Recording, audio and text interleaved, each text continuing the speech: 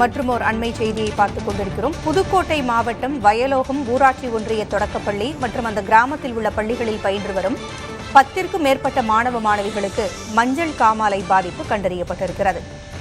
கடந்த ஒரு வாரமாக தொடர்ந்து மாணவ மாணவிகள் மற்றும் குழந்தைகளுக்கு மஞ்சள் காமாலை பாதிப்பு ஏற்பட்டு வருவதாக பொதுமக்கள் கூறியிருந்தார்கள். இந்நிலையில் 10 பேருக்கு மஞ்சள் காமாலை பாதிப்பு உறுதி செய்யப்பட்டிருக்கிறது. கூடுதல் விவரங்களை வழங்க செய்தியாளர் முத்துப்பழம்பதி இணைந்திருக்கிறார். முத்துப்பழம்பதி, நோய் தொற்றை கண்டறிய என்ன நடவடிக்கைகள் எடுத்திருக்கிறாங்க? இந்த 10ற்கும் மேற்பட்ட மாணவ மாணவிகளுக்கு என்ன மாதிரியான சிகிச்சைகள் அளிக்கப்படுகின்றன?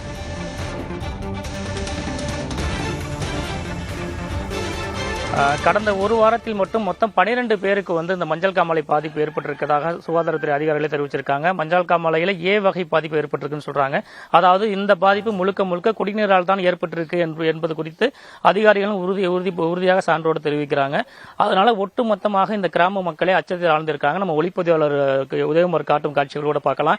இங்க இந்த குழந்தைங்க எல்லாம் பள்ளிக்கூடத்துக்கு போகாம இந்த 2 பேர் இங்க நிக்கிறாங்கல்ல, இதே போல மொத்தம் 12 பேர் பாதிக்கப்பட்டிருக்காங்க. இவங்களும் முழுக்க அந்த மஞ்சள் காமாலை நோயால் பாதிக்கப்பட்டு மருத்துவமனையில் சிகிச்சை பெற்று வந்திருக்காங்க. இப்போ உங்க அதிகாரிகள் சொல்லக்கூடிய காரணம் குடிநீர்ல பிரச்சனை. 3 இடத்துல அதாவது வயலோகத்துல கீழத்தருங்கிற பகுதியில தான் இந்த பாதிப்பு ஏற்பட்டிருக்கு ஒட்டுமொத்தமா. இப்ப அந்த வயலோகத்தில் உள்ள அரசு ஊராட்சி ஒன்றிய தொடக்கப்பள்ளியில் 74 மாணவர்கள் படித்து வந்தாலும் இந்த பகுதியிலிருந்து அந்த பள்ளிக்கு செல்லக்கூடிய மாணவர்களுக்கு மட்டும்தான் பாதிப்பு ஏற்பட்டிருக்கு. அதிகாரிகள் குடிநீர் தான் காரணம் சொல்றாங்க. குடிநீர்ல பைப்ல 3 இடத்துல அடைப்பு இருந்திருக்குன்னு சொல்றாங்க. அப்ப இவ்வளவு நாள் அது எப்படி கண்காணிக்காம இருந்தாங்க? இவ்வளவு பெரிய பாதிப்பு வந்ததுக்கு அப்புறம் இப்ப துரிதமாக கடந்த 2 நாட்களாக நடவடிக்கை எடுத்து வரதா சொல்றாங்க. அன்னவாசல் ஒன்றிய அலுவலர்கள் இந்த அடைப்பை சரி செஞ்சு அதுல எதுவும் சாக்கடை கழிவுகள் கலந்திருக்கா என்பது குறித்து பரிசோதனை மேற்கொண்டு வராங்க. அப்படி பாத்தீங்க இன்னும் ஒரு வார காலத்துக்கு மருத்துவ பரிசோதனை மேற்கொள்ளணும், சுடுதண்ணியை காய வச்சு குடிக்க சொல்லியிருக்கணும் அதிகாரிகள் சொல்றாங்க. அப்ப கிட்டத்தட்ட அதிகாரிகளின் அலட்சியத்தின் காரணமாக தான் இந்த பாதிப்பு ஏற்பட்டிருக்கு. ஒட்டுமொத்தமாக இந்த பகுதி மக்களே பெரும் அச்சத்துக்கு உள்ளாயிருக்காங்க. சுகாதாரத்துறை அதிகாரிகளை பொறுத்த வரைக்கும் பயப்பட வேண்டியதில்லை, ஏ1 வகை தான் இதுக்கு மருந்து இல்லைன்னு சொன்னாலும் இவங்க பல்வேறு அரசு மருத்துவமனைகளிலையும் அதே போல இப்ப 4 பேர் தனியார் மருத்துவமனையில் சிகிச்சை பெற்று வர்றாங்க. அது மட்டும் இல்லாமல் சிலர் நாட்டு மருந்தையும் சாப்பிட்டு தான் குணப்படுத்தும் சொல்றாங்க. இது குறித்து இந்த கிராமத்தை சேர்ந்தவருக்காரு கேட்போம். ஐயா, இப்போ இவ்வளவு பெரிய பாதிப்பு நடந்திருக்கு. இப்போ இது வரைக்கும் நீங்க அதிகாரிகள் கவனத்துக்கு கொண்டு சென்றீங்களா? அதிகாரிகள் என்ன மாதிரியான நடவடிக்கைகளை மேற்கொண்டு வர்றாங்க? ஐயா வணக்கம், வயலம் மேல்நிலைப்பள்ளியுடைய பிடிஐ பிரசிடன்ட் பேசுறேன். இது சம்பந்தமா குழந்தைகள் பாதிக்கப்பட்ட சம்பந்தமா ஏற்கனவே ஒரு குழந்தை உயிரிழந்த சம்பந்தமா அதிகாரிகளுக்கு தகவல் சொல்லியிருக்கோம். அதே சம்பந்தமா பள்ளிக்கூடத்து ஆசிரியர்கள்ட்டையும் சொல்லி இது சம்பந்தமா நடவடிக்கை எடுக்க சொல்லி சொன்னோம். அந்த வகையில் அதிகாரிகள் இப்ப 2 நாளா தான் அந்த நடவடிக்கைக்கு இருக்கிறாங்க. குடிநீர் தொட்டியை சுத்தம் பண்ணாங்க. ஆனா பாதிக்கப்பட்ட குழந்தைகள் நிறைய. இப்ப இன்னைக்கு வரைக்கும் 4 குழந்தைகள் மருத்துவமனையில சிகிச்சையில் இருக்காங்க. சிகிச்சை முடிந்து 2 பேர் வந்திருக்காங்க. நாட்டு மருந்து எடுத்தவங்க தனி. அதுக்கிடையில இந்த அம்மாவுடைய குழந்தை தான் இறந்து போனது. ஆனா இன்னைக்கு ஒண்ணு அங்க இது பண்ணிருக்காங்க. ஆனா எங்க கிராமமே பதட்டத்தில் இருக்கு. ஏன்னா அது எப்படி தொற்று நோய் மாதிரி பரவிக்கிட்டு வருது அப்படின்னா இப்ப எடுக்கிற நடவடிக்கை முன்னாடியே எடுத்திருந்தா எங்க குழந்தைகளுக்கு இந்த பாதிப்பு வந்திருக்காது. அரசு கவனத்துக்கு கொண்டு போயும் அவங்க அதை பத்தி எதுவும் அக்கறை எடுக்கல. இப்ப இருந்துகிட்டே அப்படியே போட்டு மருந்து தெளிக்கிறதும் நடவடிக்கை எடுக்கிறதா இருக்காங்க.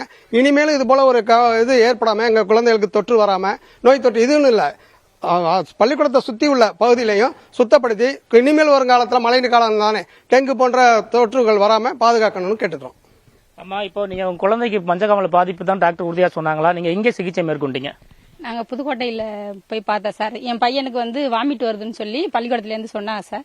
அதனால நான் பயந்துக்கிட்டு உடனே கூட்டிட்டு போனேன் சார். அங்க கூட்டிட்டு போன உடனே இந்த ஸ்கேன் ரிப்போர்ட் எல்லாமே எடுத்து பார்த்தாங்க சார். அப்ப மஞ்சள் காமாலை A1 சொல்லி சொன்னாங்க சார். 5 வகையில இது ஒண்ணு. அதனால நீங்க அட்மிஷன் போட்டு பார்க்கணும்னு சொல்லிட்டாங்க சார். அதனால கிட்னி வீக்கமா இருக்குது, நுரையீரல் வீக்கமா இருக்கு, கல்லீரல் வீக்கமா இருக்கு அப்படின்னு சொல்லி எல்லாத்துக்கும் ஸ்கேன் பண்ணாங்க. இந்த ஸ்கேன் ரிப்போர்ட் எல்லாமே நான் கையில வச்சிருக்கேன். இப்போ 4 நாள் அங்கேயே அட்மிஷன் போட்டு எல்லாமே கிளியர் பண்ணிட்டு வந்திருக்கோம். இப்போ நேத்து கூட போயிட்டு நான் பார்த்துட்டு வந்திருக்கேன். திருப்பியும் வெள்ளிக்கிழமை வர சொல்லியிருக்காங்க. இதை முதல்ல நல்லா பார்த்து, எனக்கு எப்படி பேசுறேன்னு தெரியல, நாங்க ரொம்ப கஷ்டப்படுற குடும்பம். உங்களோட உணர்வுகளை புரிஞ்சுக்க முடியுது. கிட்டத்தட்ட ஒரு 12 குழந்தைகள் பாதிக்கப்பட்ட பின்பு ஊரக வளர்ச்சித்துறையினரும் சுகாதாரத்துறையினரும் இந்த கிராமத்தில் கிளம்புறீங்க. கடந்த 2 நாட்களாக நடவடிக்கை எடுத்து வர்றாங்க. ஆனால் பாதிப்போட எண்ணிக்கை அதிகமாக இருக்க, முழுமையாக பரிசோதனை மேற்கொள்ள வேண்டும். ஒட்டுமொத்தமாக அந்த குடிநீர்ல தான் அந்த பிரச்சனை ஏற்படுது என அதிகாரிகளும் அதே போல சுகாதாரத்துறை ஆய்வாளர்களும் சொல்லியிருக்கக்கூடிய சூழலில் குடிநீருக்கு உங்க மாற்று ஏற்பாடு என்ன பண்ணியிருக்காங்க என்ற கேள்வி எழுந்திருக்கு.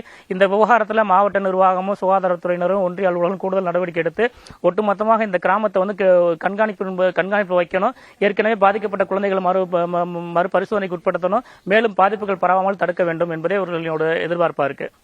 ஏதோ ஒன்று நடந்தால்தான் நடவடிக்கை எடுக்கப்படுகிறது என்று மீண்டும் மீண்டும் இதுவே நடந்து கொண்டிருக்கிறது. துயரச் சம்பவங்கள் நடப்பதற்கு முன்பாகவே மக்கள் புகார் அளித்த உடனேயே நடவடிக்கை எடுத்தால் இது போன்ற இழப்புகளை எல்லாம் தவிர்க்கலாம். அரசு நடவடிக்கை எடுக்கட்டும். தகவல்களை வழங்கியமைக்கு நன்றி முத்துப்பழம்பதி.